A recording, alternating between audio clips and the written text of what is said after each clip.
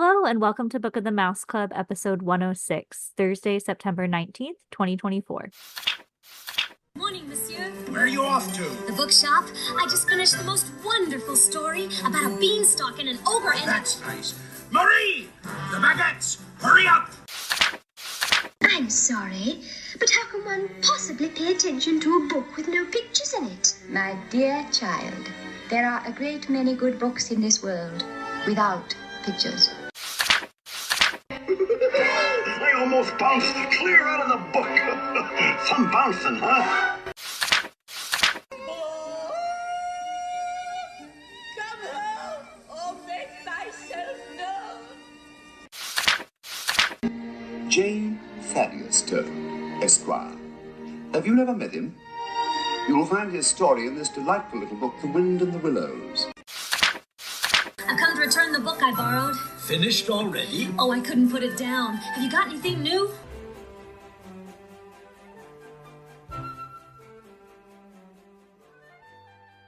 Welcome back. I'm your host, Courtney, and I'm joined as always by the Robin Hood to my Aristocats, my lovely co-host, Emily. Hello, listeners. We have a real treat for you today. If you are a fan of some of the 1970s and 80s Disney films like we are, and they often get overlooked, this episode is especially for you. Yes, we are delighted to have Steven Anderson. He is a 30-year veteran of the animation industry, having been an animator, storyboard artist, writer, and director for animated features and television stories. For our Disney fans out there, because this is a Disney podcast, this is just the surface of some of his amazing work. He joined the story department at Walt Disney Feature Animation in 1995 as a story artist on Tarzan. He was then promoted to story supervisor for The Emperor's New Groove and Brother Bear, and received an Annie Award nomination for storyboarding work on Groove. He made his feature film directorial debut with Meet the Robinsons in 2007. A year later, he was offered the chance to bring Winnie the Pooh back to the big screen and directed the 2011 film Winnie the Pooh. Anderson and his directing partner, Don Hall, received Annie Award nominations for writing and directing. Disney Feature Animation is an intensely collaborative environment, and as a result, Steven has helped out with storyboarding for Bolt, Tangled, Wreck-It Ralph, Zootopia, Moana, Frozen, and Frozen 2. These are just a few of his many credits in animation, and we're so thrilled that he's channeled his passion for the medium into the recent book, Disney Inbetween, The Lost Years, 1966 to 1986, which he's joined us to discuss today. Welcome, Steven. Thanks so much for having me. Great to be here. Steven, thank you so much for joining us. And we're so excited to talk about your book and this pivotal period in Disney film history. But let's learn a little bit more about you first. What inspired you to get into animation?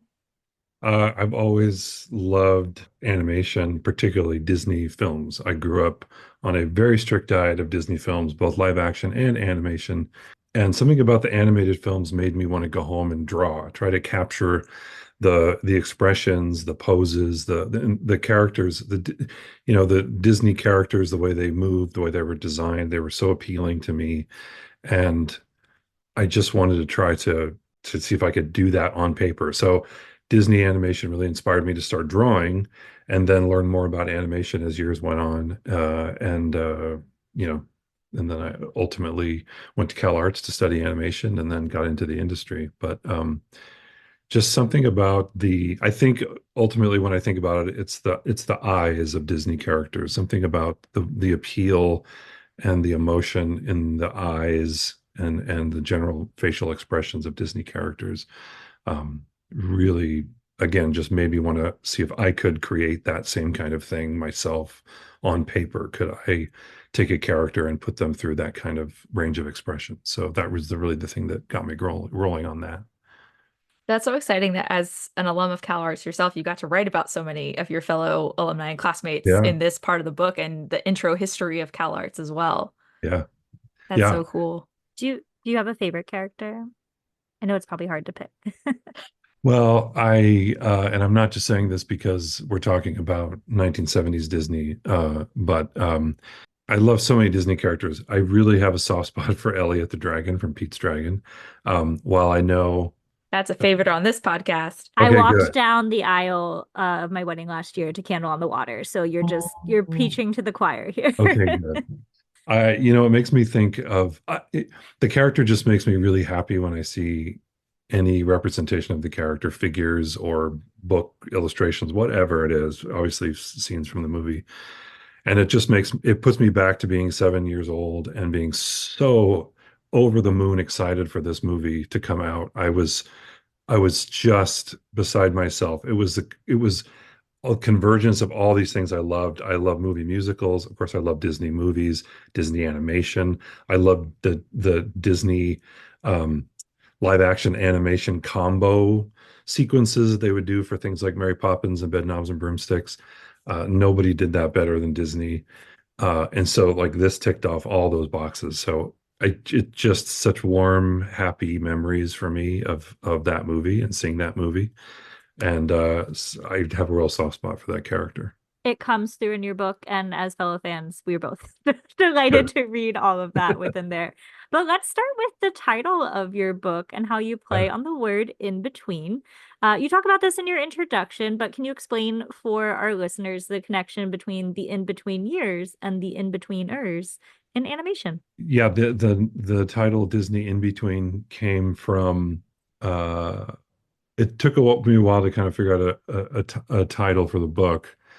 And as I was thinking of about the period that I was writing, and that it's how this period between 66 and 86 was what's referred to as a liminal time. It's a time of transition, a time between two very prosperous and successful periods in the Disney studios, the Walt era, and then of course the Eisner Katzenberg and Frank Wells era kicked off in the mid 80s.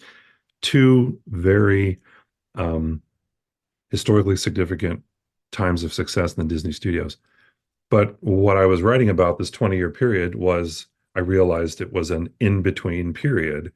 And then that started making my brain go to the concept of in-betweens and extremes, which are two terms that we use a lot in animation, and particularly old school hand-drawn 2D animation on paper.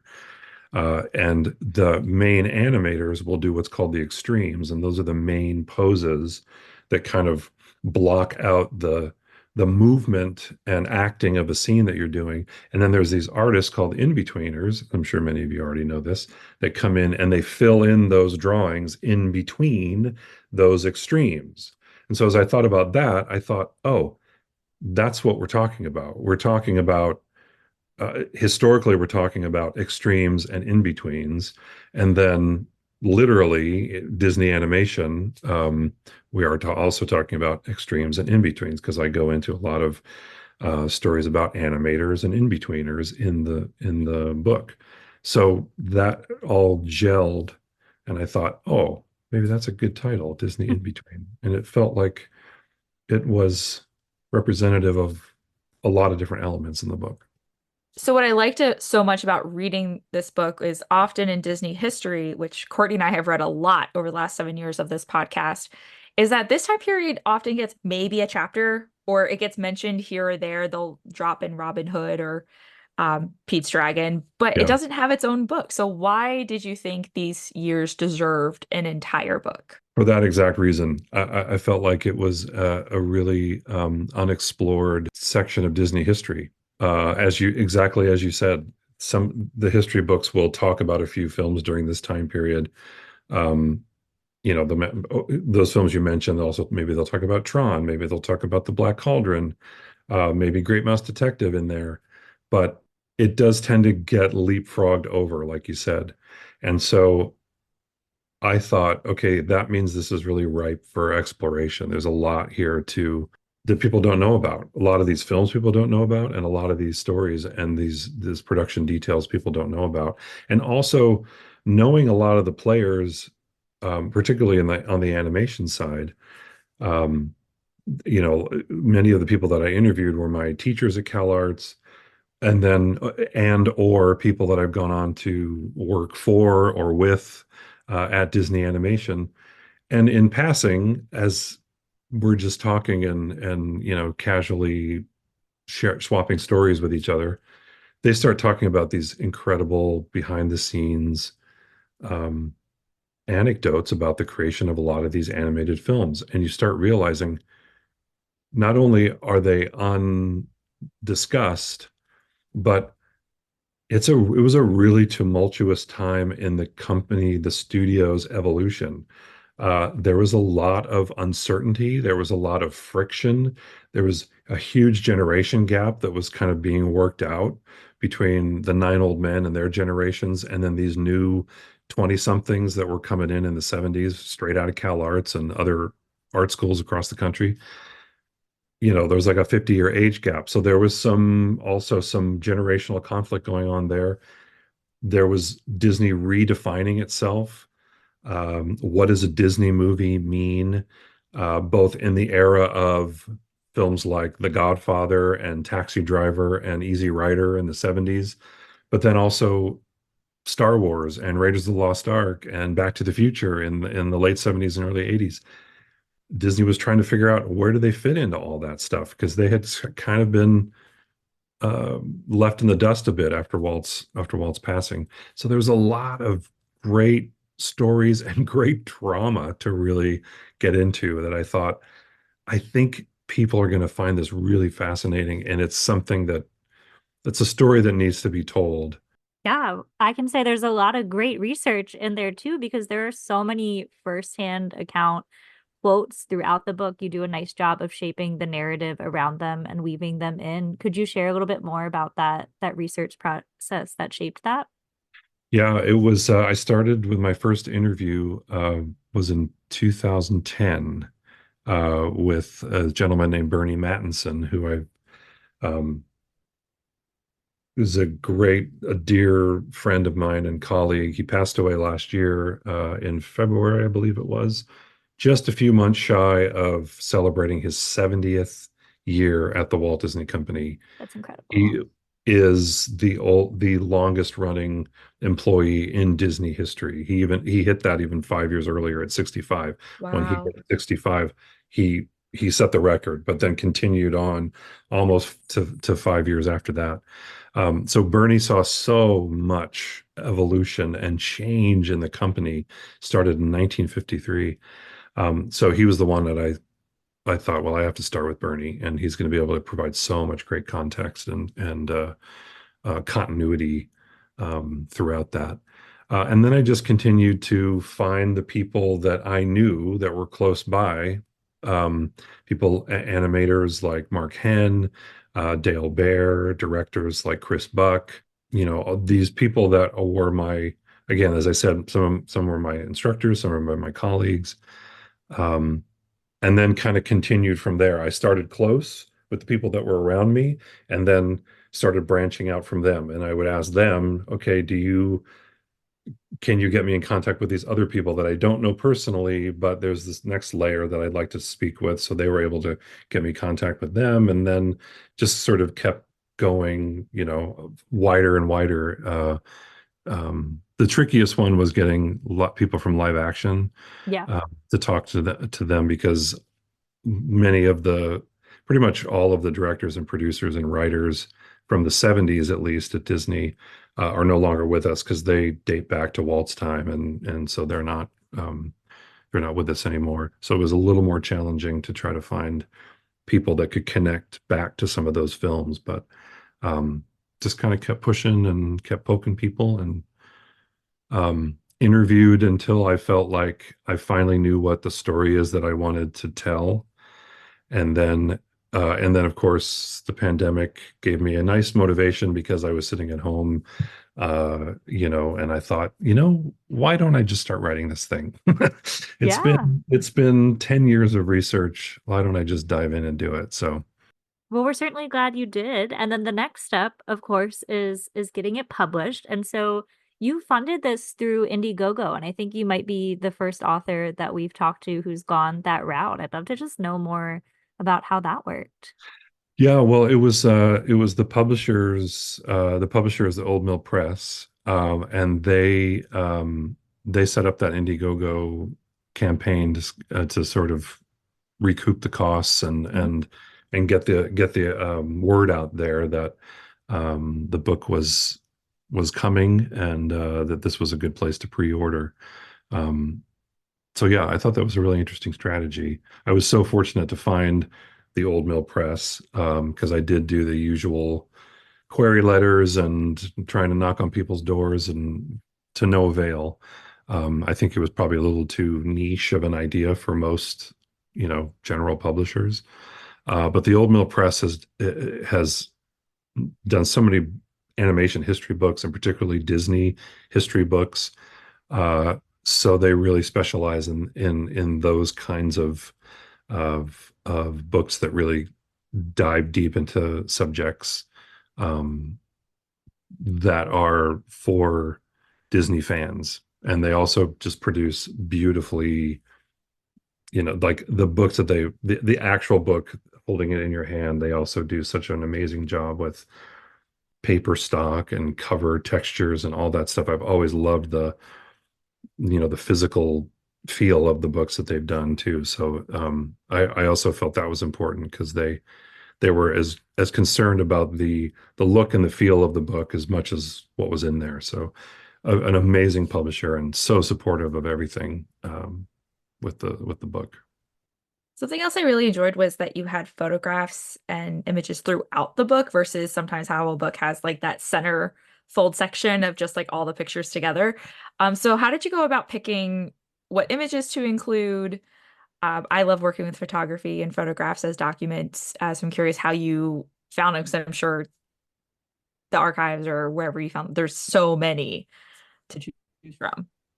I mean, my original PDF that I submitted probably would have like there just would have been the book would have been, like 6 inches thick or something because it was I just tossed out every possible image I could think of, any photograph, piece of artwork, whatever, because I always believe it's better to have more things and edit down than it is to not have enough and have to kind of pad out um, something. So I figured I'm just going to overkill and send all of that to Old Mill Press. And then it was Old Mill Press who went through and kind of filtered it all out and made the ultimate choices about which images to include and which ones not to.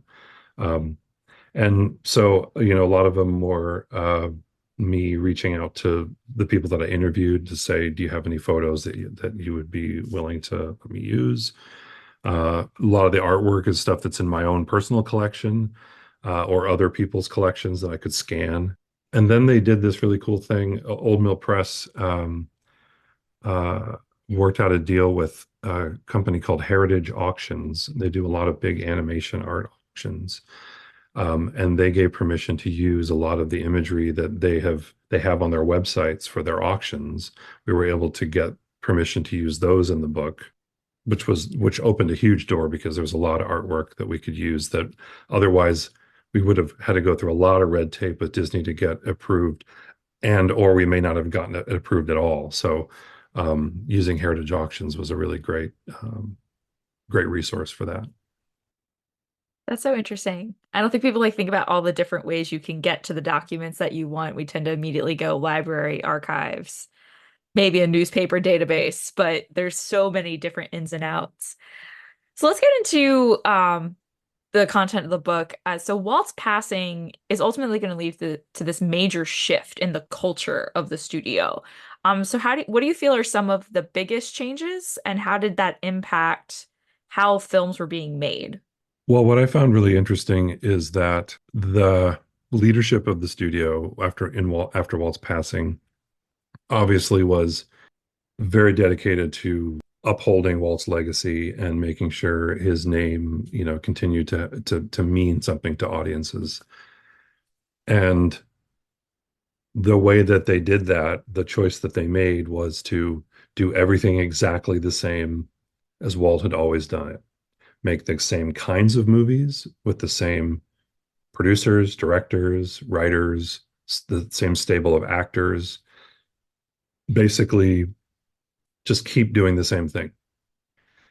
And I totally understand why they would want to do that, because I have great empathy for, like, if I put myself in their shoes, I would be extremely intimidated to be one of the people holding the keys to that kingdom and being responsible for keeping that alive. So I understand the enormous pressure that was on them. But the irony is that in doing that, they actually went against so many of Walt's guiding principles. Like, forward thinking, progress, embracing change. I mean, Walt Disney was constantly changing, always trying to come up with something new. What's the next adventure? What's the next movie we can make? There's theme parks. We're going to build a city of tomorrow. I'm going to come up with an art school. Like Walt just kept evolving and growing, and his appetites got bigger and bigger for new things. Um, and again, the irony being that in order to preserve his legacy, they actually kind of didn't quite they missed the point of a lot of what he was about.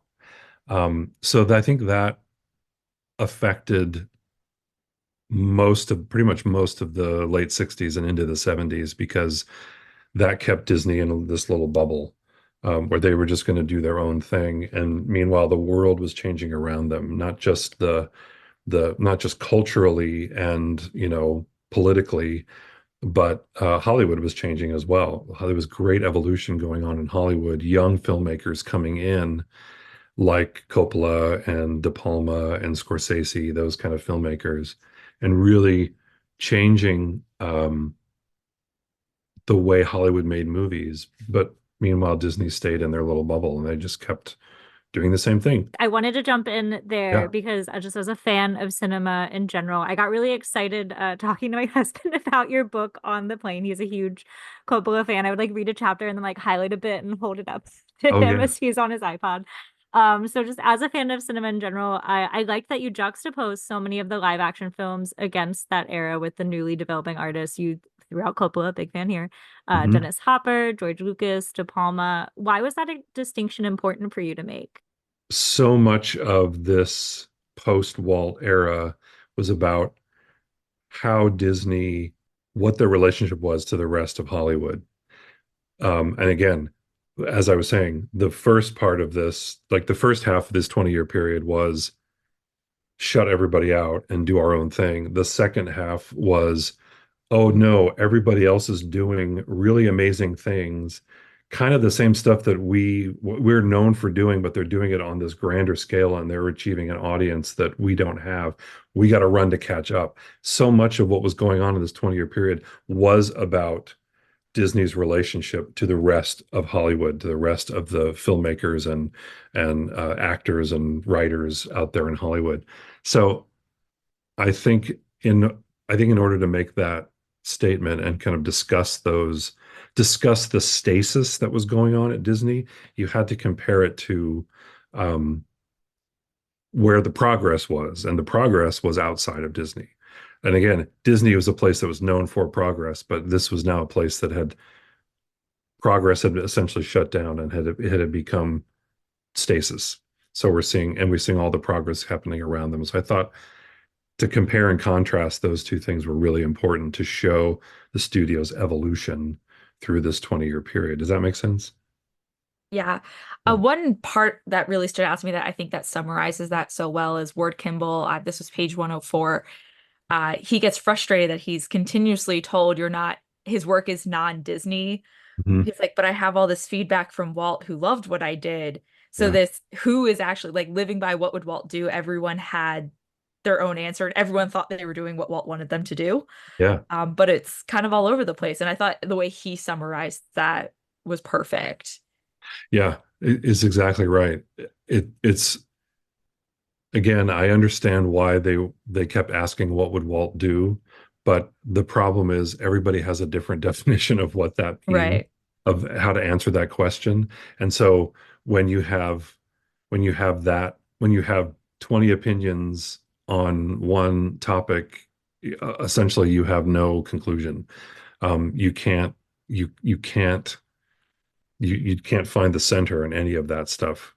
So I can imagine the frustration on somebody like Ward Kimball, who's always such a maverick and is known for doing really unique, really different kinds of work from the other animators, the other Nine Old Men, and a lot of the other filmmakers back then, to be told, well, we know what Walt would do, and it's not what you want to do. It's not what you think Walt would want to do. How do you know that? You have no idea. And I think we still see that people love to pull out. Walt would be appalled by this anytime there's a Yeah. theme bark change or a Rolling in new his grave. It is very, I find that the really frozen interesting. head in the corner is shaking. Yeah. We are sort of going back to a period of the myth making around Walt. We have the statues at, the new statue at Epcot, and they're going to do an animatronic at Disneyland of Walt. And yes, the whole what would Walt do mentality now has migrated to the Disney fans on social media, where it feels like you said, anytime something changes in the park, everyone knows exactly how Walt would feel about it, and it's usually negative. I find that really fascinating that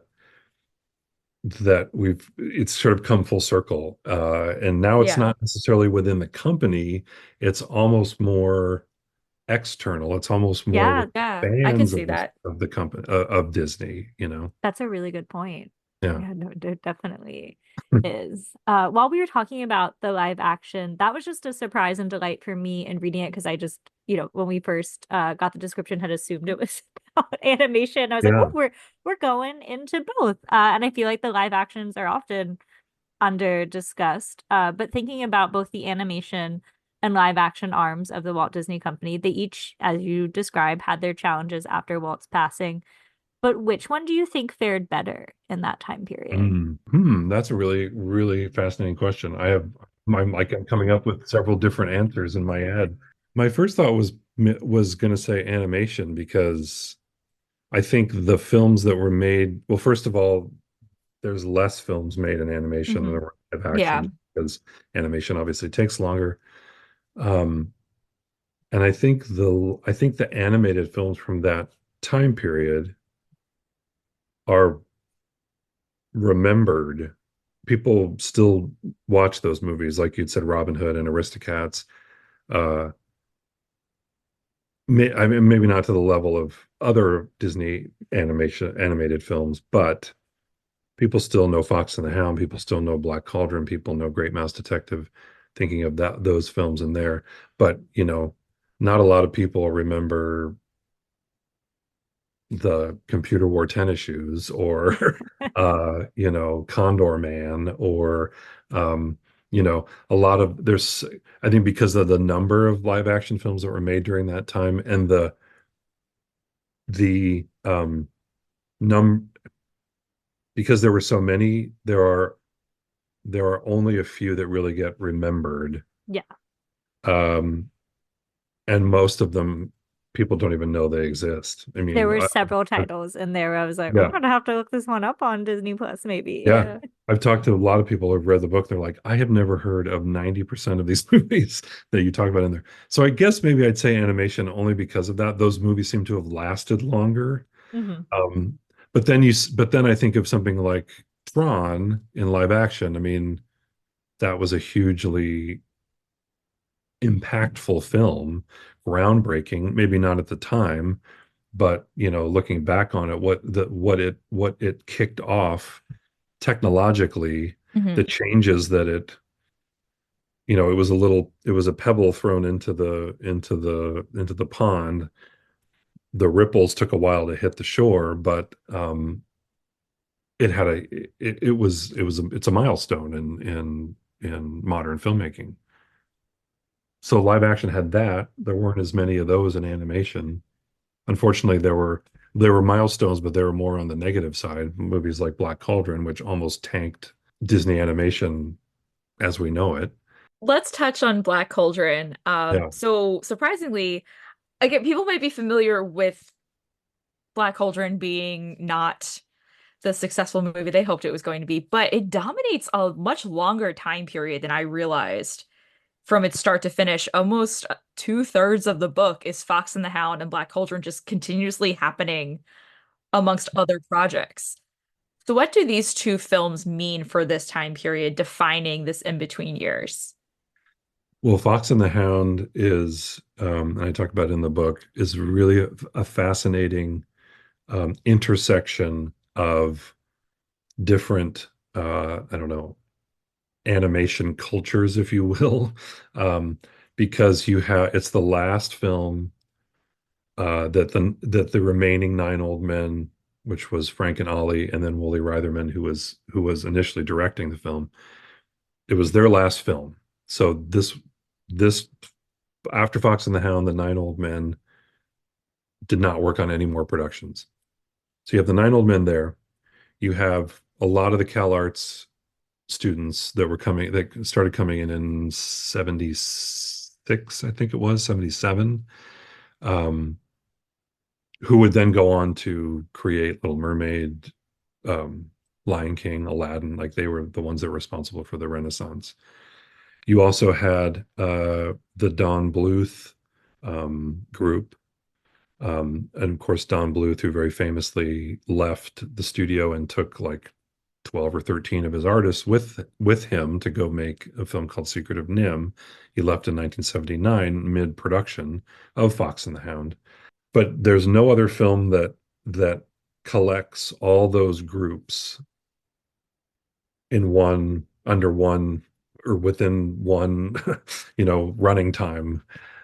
So that one's very significant. It's really a transitional film. And then Black Cauldron, I think, really represents the best way to kind of encapsulate that.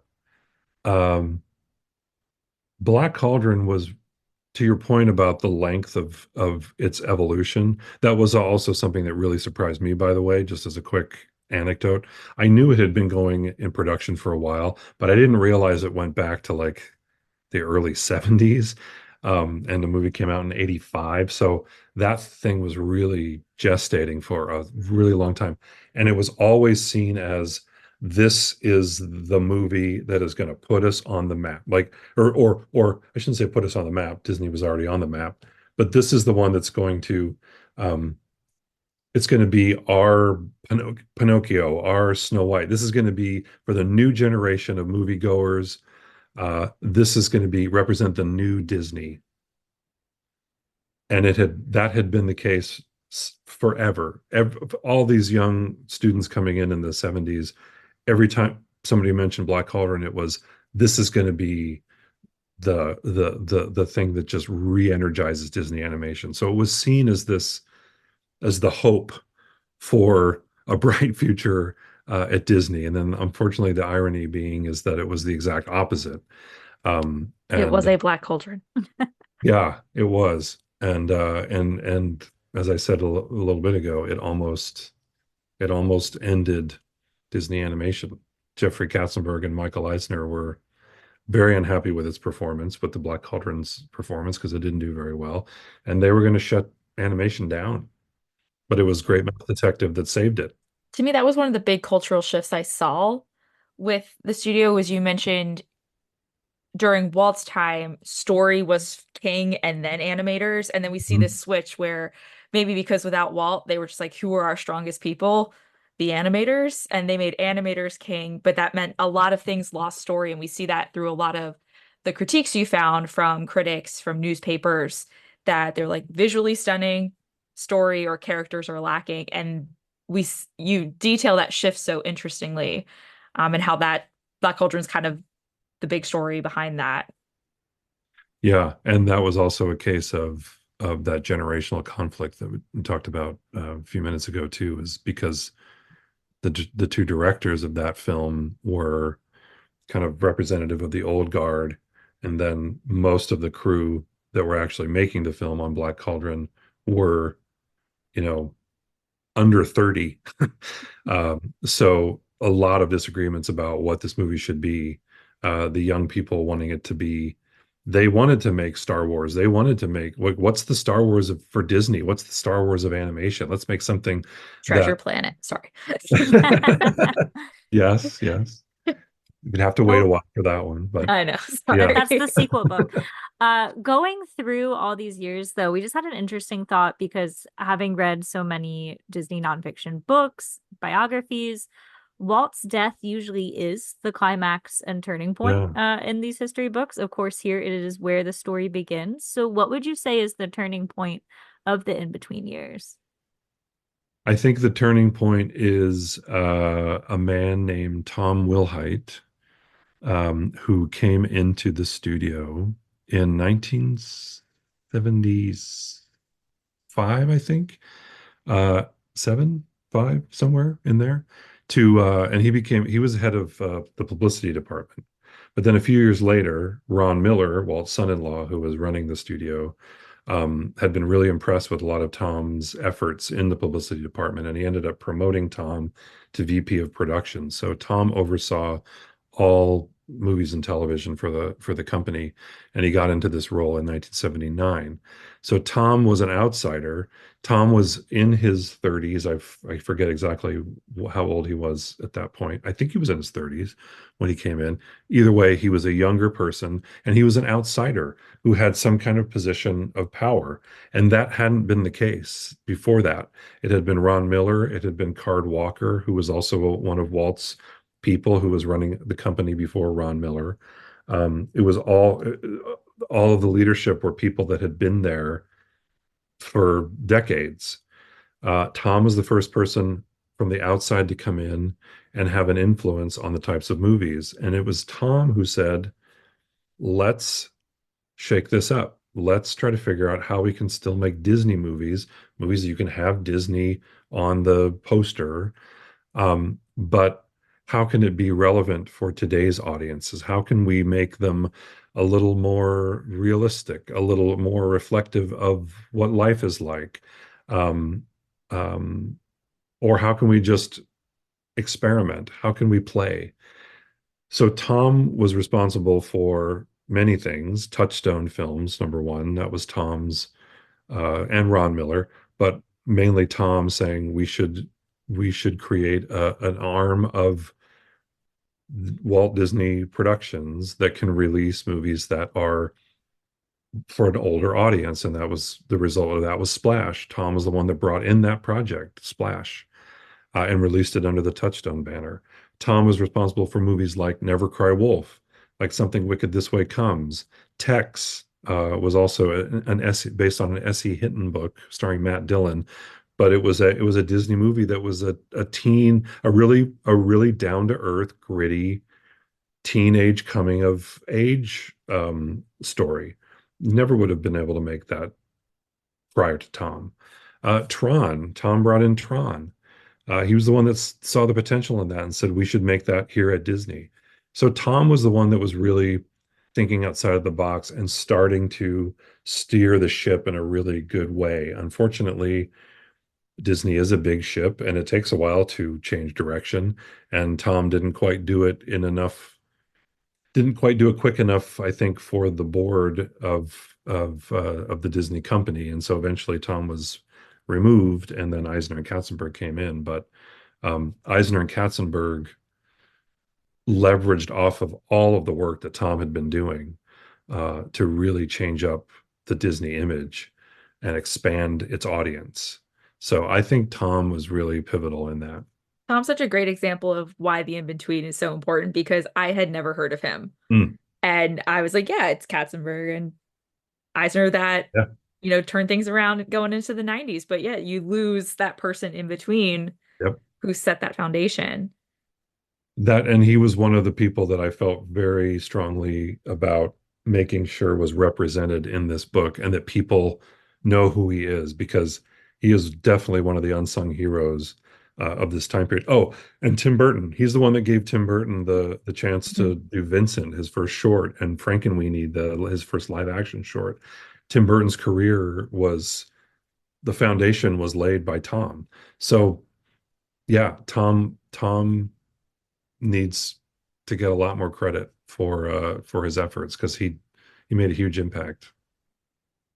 So I do want to cycle back to Don Bluth, because people who are familiar with some animation history or do love his films from the 80s and 90s probably know he started at Disney. But something that kind of shocked me is I didn't quite expect that the reason he left Disney was because he thought they weren't being Disney enough. I thought it was more so because they weren't letting him do what he wanted to do, or he wanted to try new things, kind of like Tim Burton wanted to go darker and they said no. But like, he was being primed to take over animation. He was the writer, the director to work for. But those creative differences, he leaves. So how did Don Bluth's animation career, while both working at the studio and after he left, change Disney? Yeah, the I remember very clearly as a kid reading all the newspaper articles in 1979 when Don Bluth left. Obviously, I was a Disney fan, so I read any article, anything that had the Disney word in it, the name. So I was always keeping up with Disney stories in the newspapers. And so the idea of people leaving Disney was just unheard of. Nobody left Disney. Uh, and not only did this person leave, but they took an army of artists with them. So it really disrupted the studio. And I remember interviews with Don Bluth even back then saying, because he particularly talking about Fox and the Hound, and he said the Disney movies now are just talking down to children. They're very they feel very young and they don't want to take any risks. They don't want, there's no sense of stakes. There's no sense of danger in the movies like you used to have in things like Pinocchio or Bambi. I mean, Walt's early films had lots of darkness in them, lots of peril and scary sequences. And to Don's point, he was absolutely right. Back then, the studio was really unwilling to tell stories in that manner. So when you see his first film outside of Disney's Secret of Nim in 1983, there's a lot of exactly what he's talking about in that film. There's a lot of darker moments in there. There's some moments of great peril. There's some scary things that happen in there. There's some violence. There's definitely a grit to that film that is very much not evident in the Disney films of the late 70s and early 80s. So from just on that standpoint alone, he made good on his word. I mean, he said they were talking down to kids, and he went and he made a movie that didn't talk down to kids. But it was also the first time Disney ever had competition. They had always been the leader. Disney was always it. Certainly for feature animation. I mean, there were TV studios like Hanna-Barbera. There were Warner Brothers, Looney Tunes cartoons during Walt's time as well. So for shorts, there was a lot of competition. But for animated features, Disney was really the only game. And certainly once you got into the late 60s and into the 70s, all these other studios started dropping away, and they weren't really there. Everybody started making TV shows, mainly animation for television. So Disney was the only game in town. So to have another feature animation studio making that quality, that, making animated films on that level, really made Disney have to say, are we really doing the right thing? Are our movies as good as they can be? It just upped the game and gave them competition, which was really healthy. Yeah, I feel like the through line is there within your conclusion. It's almost as if we kind of wouldn't maybe get the Disney Renaissance without Bluth, because they would have just been resting on their laurels, feeling confident in their work. But he pushed them. Do you have a favorite Don Bluth film?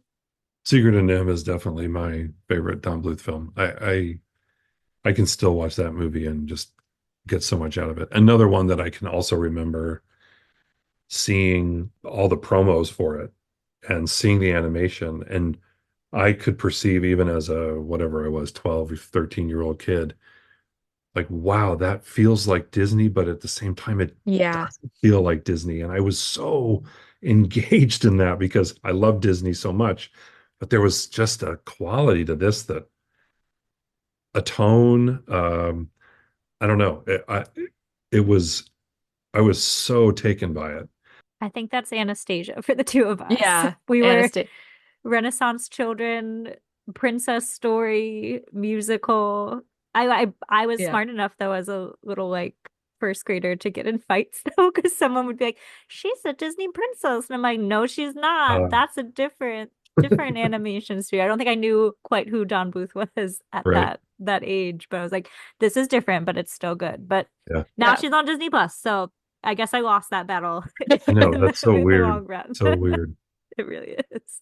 But I think that makes so much more sense now, that if you don't know that Don Bluth came from Disney, the fact that he went to Cal Arts, he was trained under so many Nine Old Men animators. He knows what some people call, like, the Disney formula. Like, he knew what people wanted. Yeah. with that layout. And yeah, looking at the timeline of his films going from 82 to 2000, like the entire Disney Renaissance era is back to back with Bluth. And we listen also to a podcast called Disorder where they listen to or they watch every Disney film in order, and they talk about the history in the box offices. And for a solid like 15 episodes, it's oh yeah, and Don Bluth also had. And what was that competition like? So, some other normal ones in my house, I have to give shout outs. We loved Pebble and the Penguin because my sister's favorite animal was penguin, so we always watched that one. Thumbelina and of course Land Before Time. Oh. I loved Thumbelina and go back to that one pretty regularly. Yeah. My wife worked on that movie. She Really?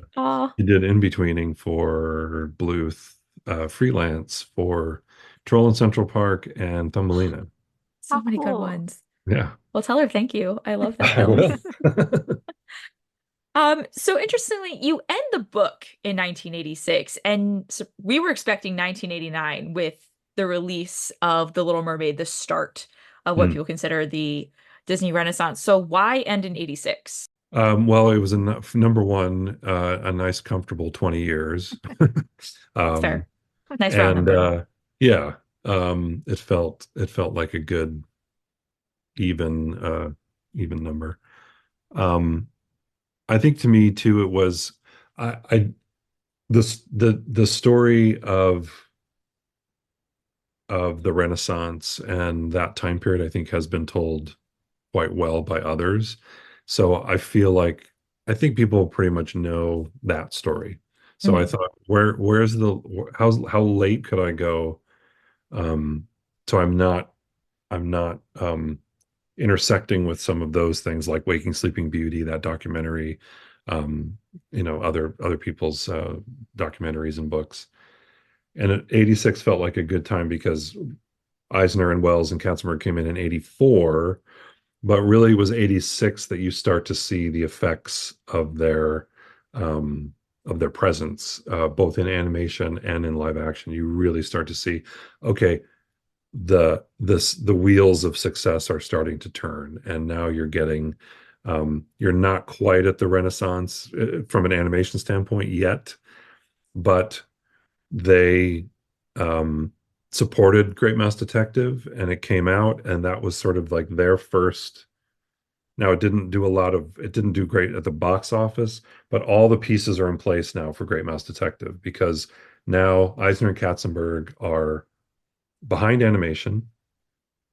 Ron Clements and John Musker, two of the directors of Great Mouse Detective, in 3 years are going to make Little Mermaid. They're two of the most pivotal people in the Renaissance. Most of the production staff on Great Mouse Detective are going to go on to animate and produce all those other Renaissance films. So it felt like, from an animation standpoint at least, okay, 86 is a good year. That movie was a good year, a good one to look at because all the building blocks, the foundation is now laid for the Renaissance. And then I think in live action you can really see that their task ultimately when they were brought into Disney was get live action movies back up on their feet because they were just not doing very well. And that's where you can really see it, the fruits of that as well, because they mined the Touchstone label for all it's worth and made huge hits between 84 and 86 in live action with under the Touchstone banner. So that felt like 86 was a good year to a good example of a year that shows how all of the pieces for the later success were in place, if that makes sense. Yeah. It felt like the right year to me to end. And also, to be perfectly honest too, I love Great Mouse Detective and I wanted to talk about it. So we should have had you. Too. It's one of my favorite films. Yeah. This time period was all for me. Three of my top 5 favorite Disney movies are all from the 70s and 80s. Good. But yeah, we should have had you on our Great Mouse Detective show. You could have been there. We with did me Basil and Connor. Baker Street. I read all 5 books and we compared it. Wow. They're not hard. They're short. They're short, yeah. I'm I gonna read have their to listen to children's books, but I got all 5 from the library and read them all. That's and then we great. talked about how they compared to the film. But you're right. Great Mouse Detective, we see all those lessons. It is a darker film. It has adult themes. It's scary. Like as a kid, it Yeah. scared me when It still scares Emily. when Fidget Fidget. like comes to Yeah, the. yeah. It's not that it actually scares me, but like the childhood reflex of like I still like kind of turn away the first time he I comes was out gonna of say, I remember the watching it, and video. we're college pals, and Mm. Emily was in my apartment. I had a VHS player. It was fun, nostalgic, and she's like, "I can't watch this part. I get It's still scared." like I have made myself watch it. I'm like, okay, it's really not that scary to me anymore, but that childhood like reflex of I have to look away for like that No, I half totally get second, that. it's still there. But I love that film. And it has those elements. It has the computers, it has the again those darker elements to it. So if you're right, I think that is a good stopping point, a culmination of some of the lessons they learned that they couldn't pull off on Black Cauldron, but they did in Great Mouse Detective. Yeah, let's think about these 20 years together. I think this you'll have an interesting perspective on this as a Disney animator. It's a little twofold. So one, altogether, what do you think is the legacy of these in-between years? And then two, how do you see this legacy in your experience with Disney animation? I guess I look more towards the early 80s films to answer this question and less to the 70s films. Because I in the 80 the first few years of the 80s, again going back to films like Something Wicked This Way Comes, Never Cry Wolf, Tron, um, it they were really trying to change. They were trying to live up to that notion of Walt always doing something different. I think for me, the legacy personally is this is my childhood, and this is the thing. These are movies that inspired me, and uh, I loved these films and ate them up when I was a kid. So for me, it was great inspiration, and I appreciate the perseverance that came in this time period. Again, not all the movies are gems. They did keep it alive. They kept it going. The leadership in the post-Walt era kept it going, and I think that's we can debate about whether their methods of keeping it alive were maybe misguided, maybe didn't obviously quite lead to the huge amounts of success during that time period. But I appreciate their perseverance and I appreciate them sticking with it and doing the best that they could. And then again, with Tom Wilhite coming in the late 70s and seeing a lot of those films in the early 80s that we're really trying to um, make significant changes and really expand the Disney audience. I do talk about this a lot in describing the book to some folks that examining these times of transition, these times of in-betweenness, um, I think is really important in life. We all go through these times of uncertainty, these times of darkness, these times of chaos, where we feel lost. We don't know, maybe the old ways have died, and we're now trying to find a new way forward, but we don't know what that is yet. So we're caught between um, these two extremes of uncertainty. I thought I knew what things were like, but now those things have changed, and I don't know what the new reality is going to be.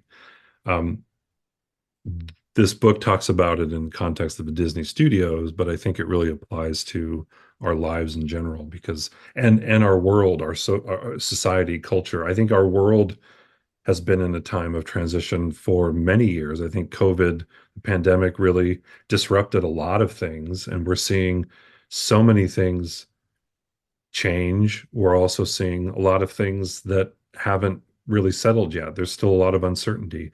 We're going through periods of enormous technological change as well. I feel like there's a new piece of technology every week almost that is disrupting something. Some things for the better, some things not quite sure yet. Speaking from an animation standpoint, all of this talk about AI and how that's really disrupting our industry because it's putting a real uncertainty on people's futures as animation artists. Because why? Maybe that's going to take our jobs away. Maybe we're not going to have. Maybe people aren't going to be making animation in the matter of 5, 10 years. Maybe it's all going to be computers doing it. We don't know. A lot of uncertainty. So these times are part of life, and I think there is value in examining these in between times as much as there is in examining those times of success and those times of prosperity. Yes, we want to analyze those times to figure out what were the key ingredients that led to our success, that led to um, all of this happiness that we have in these extreme times. But we can also learn a lot from the in between because usually it's a time of incubation. It's a time of the seeds for change and growth are planted, but they just haven't grown yet, they haven't sprouted yet. And so we don't know what that's going to be. And it's scary to not know. Um, but I think that's what I loved as I was writing it. And as I started figuring out the story that I wanted to tell and how this was these themes were starting to make themselves known to me as I was putting it together and just realizing how pertinent it is to life. I just started seeing so many parallels between our world, my life, and personally just and what the Disney Studios was going through at that time period. So very relevant, I think, to analyze the in-betweens as much as the extremes. I think when you brought up COVID in my industry in education, we like to say like COVID is over. We're moving on to some back to the way things were. But your analysis of this in between for Disney also shows that it's not fast. This was 20 years. It took 2 decades to get from Walt's passing to getting what we know of today as like the Disney company that many people reflect on. So like change takes time. It's not going to be short. Yep. We all want to get to the end of it so quickly. Yeah. In some ways, often you perpetuate that. You have good examples again, like Black Cauldron, of we're trying to get it out, get it out, get it out, but then it ended up being a decade before they even knew what it was. Yeah. Yeah, we just don't know. But again, if a place like Disney that was founded on progress and on such positivity can stumble and get lost, I think that just means it's okay for us to go through the same thing. That's just part of life. It's just part of evolution. So turning to lighter topics, we want to talk about some of your favorites. You talked about already at the top of the podcast that Pete's Dragon is one of your favorite films. Maybe a favorite or favorite animated film, other favorites from this time period. You said this was your childhood. Yeah. I mean, I Never Cry Wolf, I think, is one of the best films during this time period. I don't know if either of you've seen that film, but I think it's the first time you really see the potential of contemporary Disney, at least back then. It's a really beautiful, haunting, kind of spiritual film. It's about nature. It's about humans and their relationship to nature. It's told with such a completely different storytelling style than anything that had come before it at Disney. And I just find it's just really compelling and really beautiful. So I love that film.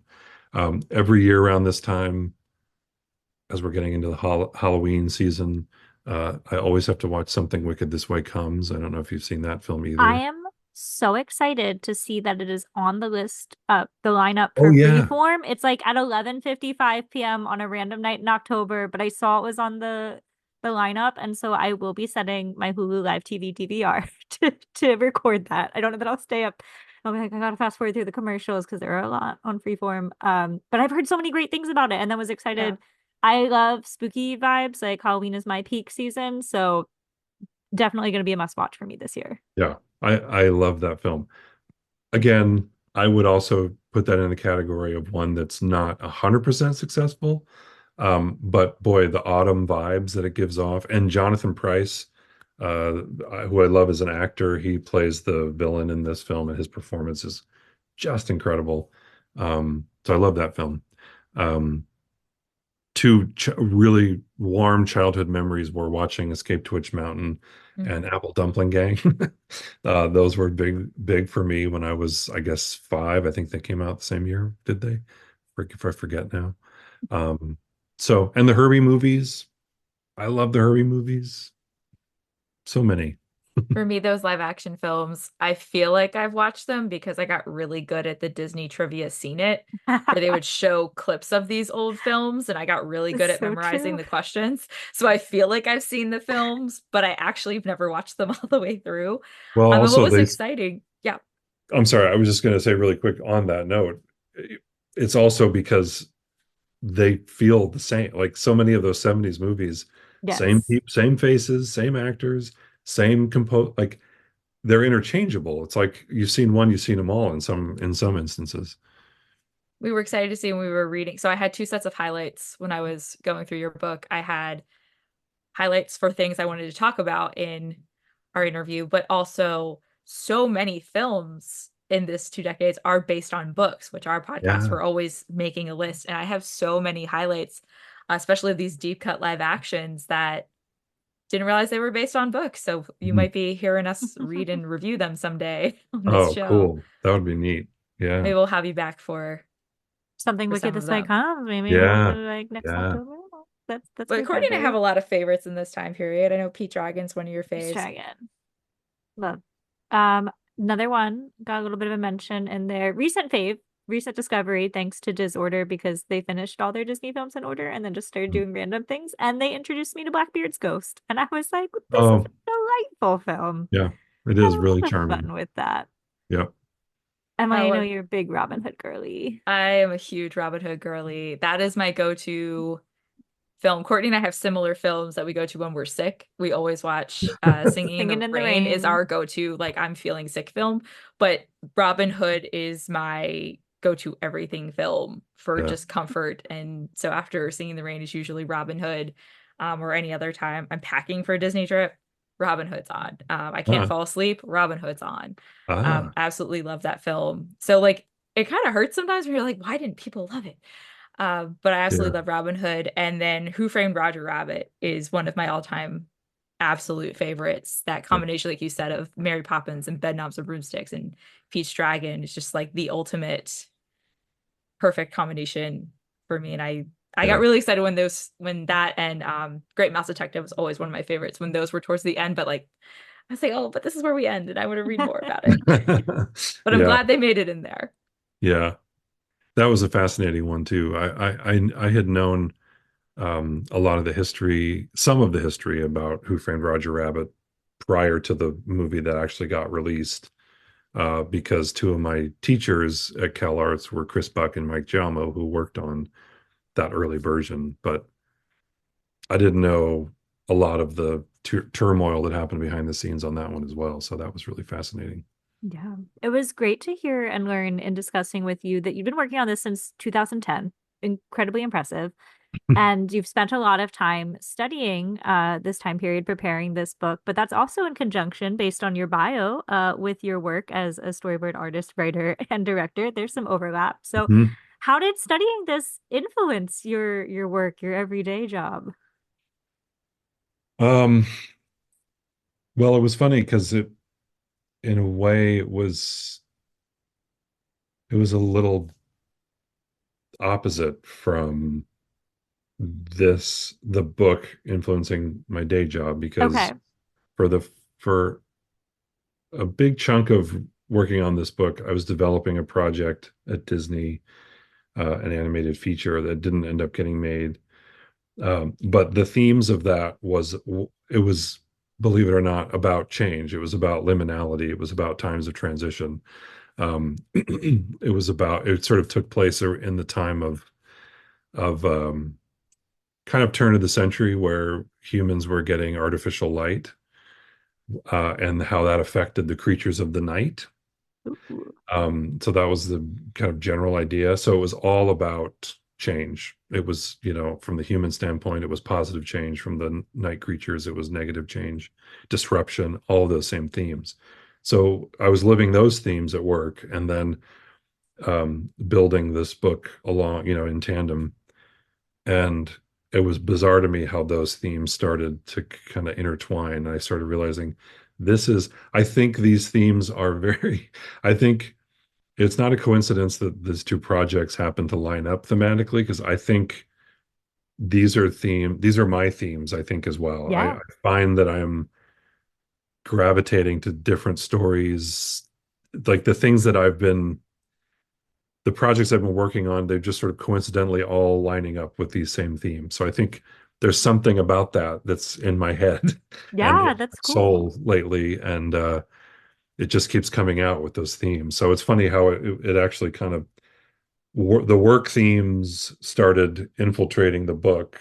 Well, one thing I got from the book is that no good idea ever really dies at Disney, Yeah. because there were several things I'm like, oh, we're laying the foundation a few years ahead here Yeah. in the book. So maybe we'll see that come to Yeah. light. Who knows? Well, Who thank you knows? so much for talking with us about your book. To close out, we always ask these two questions of authors who join us on our show. So first, we talked about we're going to be adding a lot of Disney books to our shelves from a lot of live action films that were based on books. But what is a Disney book that you would want to add to our shelves? What is something you think we should read? Well, the first book that popped into my mind was a book that was really mind expanding for me when I was a kid, and it's called The Disney Films. Ooh. It's by Leonard Maltin, the Love Leonard Maltin. historian critic. Um, excuse me.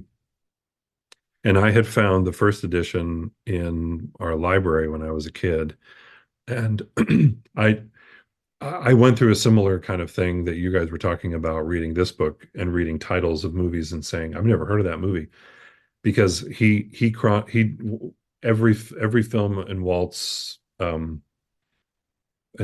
era, he talks about each chapter as a film.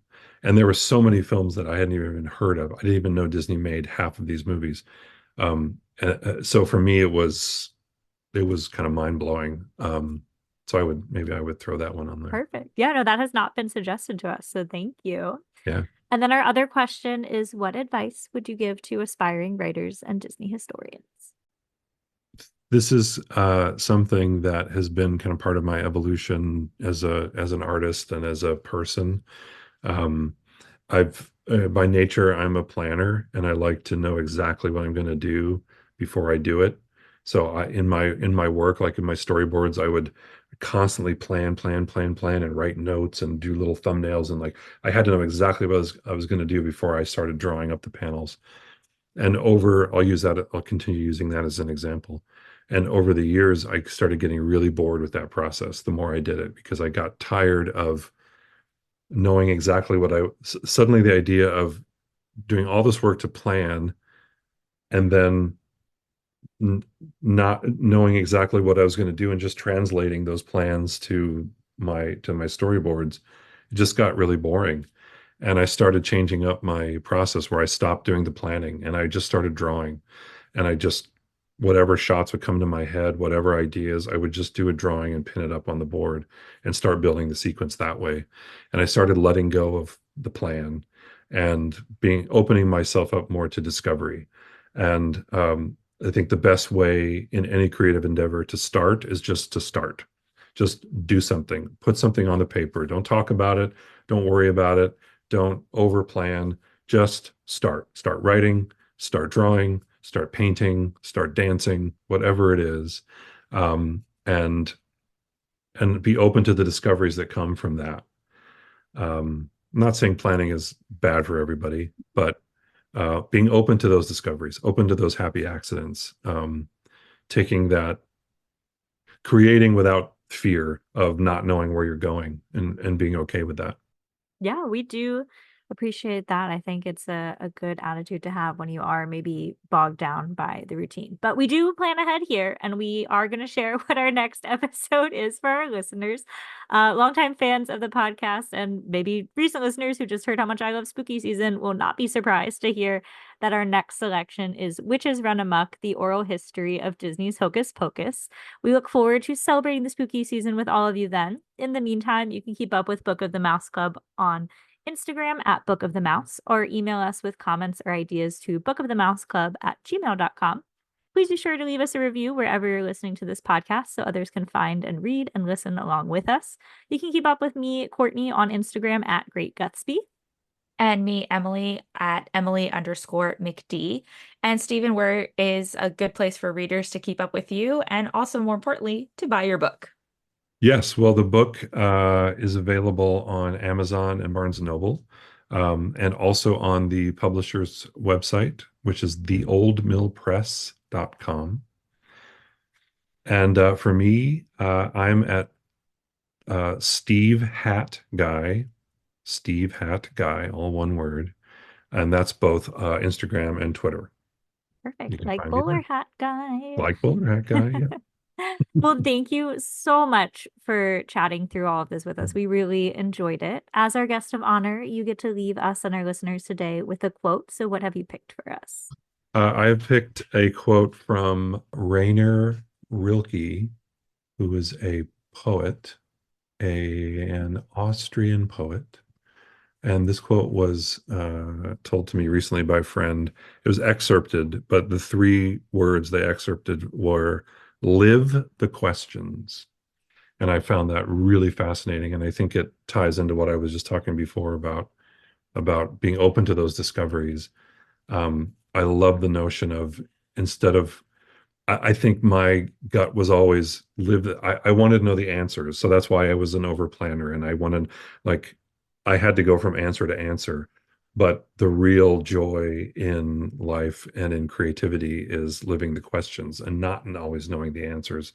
And again, being open to those discoveries. So I found that really inspiring. Live the questions. I like that a lot. I feel like we do that every month here. So thank you for being part of this month's selection. It truly was a pleasure. Thank you, Courtney. Thank you, Emily. It was a real pleasure for me as well. Thank you. And listeners, we'll see you in spooky season.